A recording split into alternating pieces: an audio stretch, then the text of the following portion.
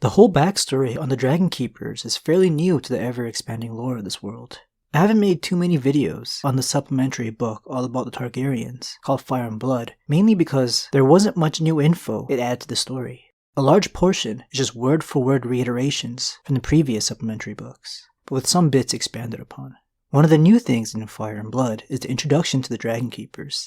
It took the Targaryens 3 generations to realize, oh, we need to guard over our most valuable asset, which happened to be the sole reason the family was able to conquer the 7 kingdoms. And of all the Targaryen kings, it would be the most competent and level-headed one of them all, King Jaehaerys I.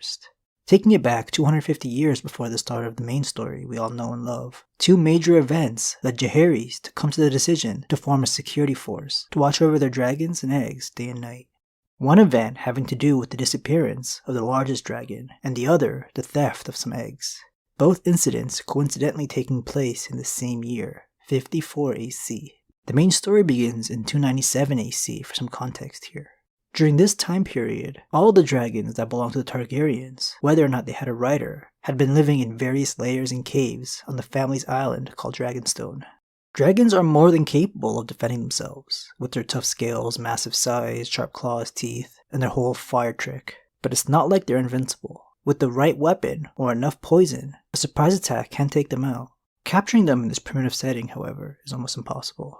The only reason the largest dragon disappeared from its Dragonstone lair was because it was a Targaryen that took it, and a little girl at that.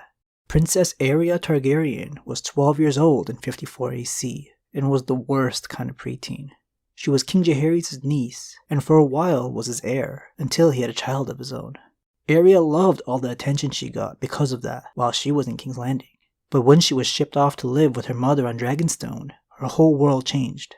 This place was far more boring and dreary in comparison to the lively capital. There weren't any kids here her age to hang out with, so her only friend was her mom's best friend, a noble lady named Alyssa Farman, an important character in this part of the lore. So yeah, the only person she enjoyed on the entire island was Alyssa Farman, but also got joy from all the dragons around.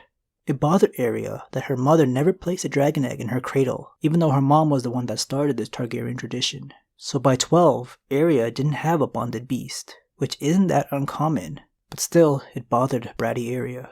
And then things got bad when Alyssa Farman packed her bags and left Dragonstone after getting restless at this boring location. Aeria's mother wouldn't let her go with Alyssa or return to King's Landing, so she went full meltdown mode.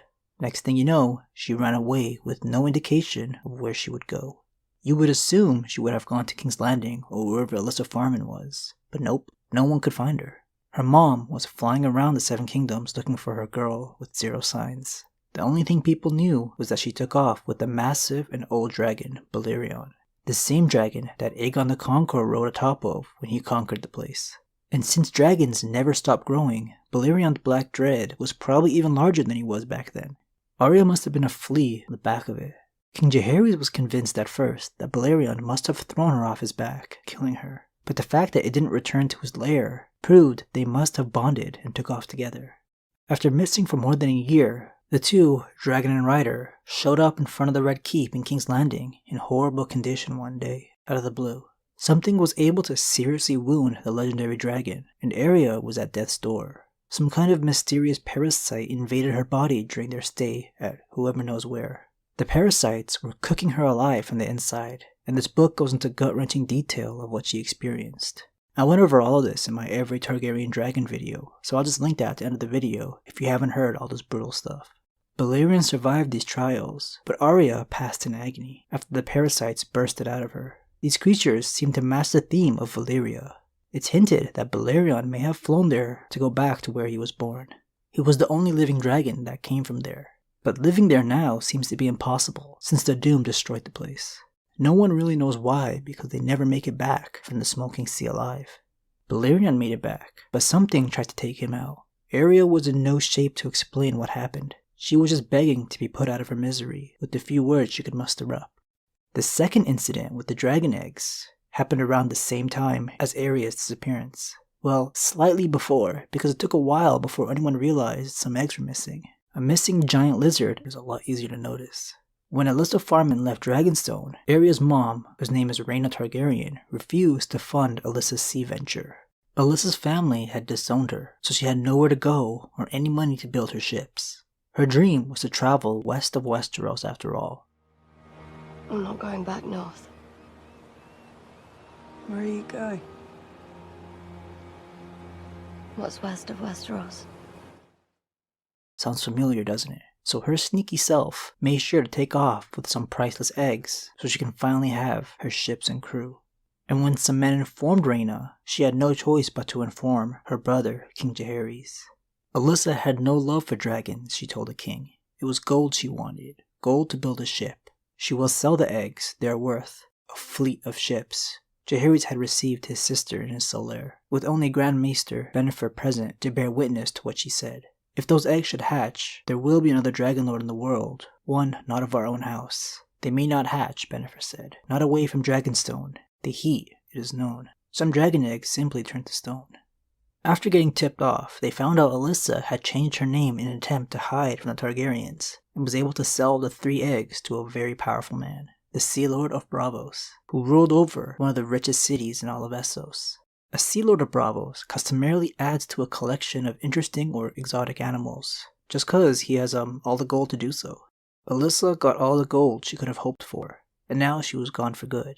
No one would ever find her, or ever bother looking that far west. It's just not worth the trouble. But now the Targaryens knew who had the priceless eggs, that they truly believed was their property. The Sea Lord played dumb, even though he knew that everyone knew he had the eggs. Jaehaerys was prepared to go to war over these eggs, and could single-handedly turn the city of Braavos to ash. So the Sea Lord had no choice but to pay off the Targaryens, while also denying he had them. He cut the debt to the Iron Bank in half, which is crazy, and definitely evened things up. But Jaehaerys just couldn't let these thefts and disappearances keep happening. 77 trained guards were tasked with looking after the family's source of power.